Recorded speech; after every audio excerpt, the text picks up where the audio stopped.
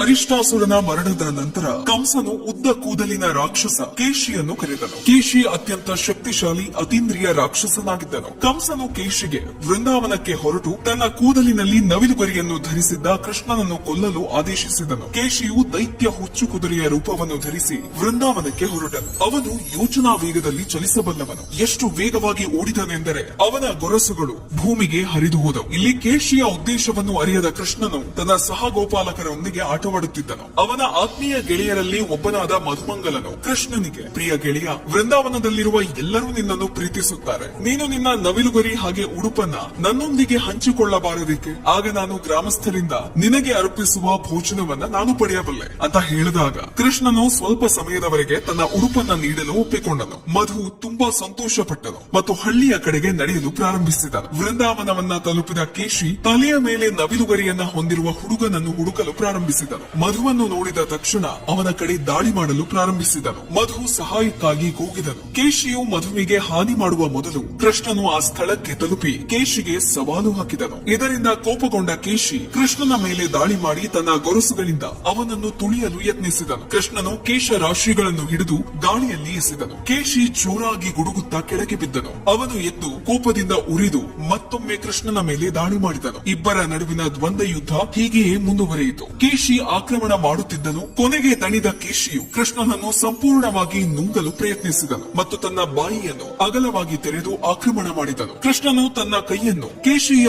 ಬಾಯಿಯಿಂದ ಹೊಟ್ಟೆಯವರೆಗೆ ಹಾಕಿದನು. ನಂತರ ಕೇಶಿಗೆ ಉಸಿರಾಡಲು ಸಾಧ್ಯವಾಗದಷ್ಟು ಕಾಲ ತನ್ನ ಕೈಯನ್ನು ಅಗಲವಾಗಿ ವಿಸ್ತರಿಸಿದನು. ಇದರಿಂದ ಕೇಶಿಯ ನಿರ್ಜೀವ ದೇಹ ನೆಲದ ಮೇಲೆ ಬಿತ್ತು. ಕೇಶಿಯ ದೇಹವು ಕೆಳಗೆ ಬೀಳುತ್ತಿದ್ದಂತೆ ಅವನ ಆತ್ಮವು ಮಾನವ ರೂಪದಲ್ಲಿ ಕಾಣಿಸಿಕೊಂಡಿತು. ಆ ಆತ್ಮವು ಕೃಷ್ಣನ ಮುಂದೆ ನಮಸ್ಕರಿಸಿ, ಪರಾಕ್ರಮಿ ಶ್ರೀಕೃಷ್ಣನೇ, ನನ್ನ ಹೆಸರು ಕುಮುದ. ನಾನು ಇಂದ್ರನ ಸೇವಕನಾಗಿದ್ದೆ. ಅವನ ಛತ್ರವನ್ನು ಹೊತ್ತಿದ್ದೆ. ಬ್ರಾಹ್ಮಣ ವೃತ್ರಾಸುರನನ್ನು ಕೊಂದ ಪಾಪದಿಂದ ಮುಕ್ತನಾಗಲು ಇಂದ್ರನು ಅಶ್ವಮೇಧ ಯಜ್ಞವನ್ನು ಮಾಡಲು ನಿರ್ಧರಿಸಿದನು. ಕುದುರೆಯು ಭವ್ಯವಾಗಿತ್ತು ಮತ್ತು ಅದು ಆಲೋಚನೆಯ ವೇಗದಲ್ಲಿ ಓಡಿತು. ನಾನು ಅದನ್ನ ಸವಾರಿ ಮಾಡಲು ಹಂಬಲಿಸುತ್ತಿದ್ದೆ. ಆದ್ದರಿಂದ ಅದನ್ನ ಕದ್ದು ಪಾತಾಳ ಲೋಕಕ್ಕೆ ಕೊಂಡೊಯ್ದೆ. ಇಂದ್ರನ ಸೇವಕರು ನನ್ನನ್ನು ಸೆರೆ ಹಿಡಿದು ಅವನ ಮುಂದೆ ಹಾಜರುಪಡಿಸಲ್ಪಟ್ಟರು. ಇಂದ್ರ ನನ್ನನ್ನು ಕುದುರೆಯ ದೇಹದಲ್ಲಿ ರಾಕ್ಷಸನಾಗಲು ಶಪಿಸಿದನು. ಇಂದು ನೀನು ನನ್ನನ್ನು ಆ ಶಾಪದಿಂದ ಮುಕ್ತಗೊಳಿಸಿದೀಯಾ. ನಾನು ನಿನಗೆ ಧನ್ಯವಾದಗಳನ್ನು ತಿಳಿಸುತ್ತಿದ್ದೇನೆ ಎಂದು ಹೇಳುತ್ತಾ ಅವನ ಆತ್ಮವು ಸ್ವರ್ಗದ ಕಡೆ ಪ್ರಯಾಣ ಬೆಳೆಸಿತು. ಕೃಷ್ಣನು ಕೇಶಿಯನ್ನು ಯಮುನಾ ನದಿಯ ದಡದಲ್ಲಿರುವ ಕೇಶಿ ಘಾಟ್ನಲ್ಲಿ ಕೊಂದನೆಂದು ಹೇಳಲಾಗುತ್ತದೆ.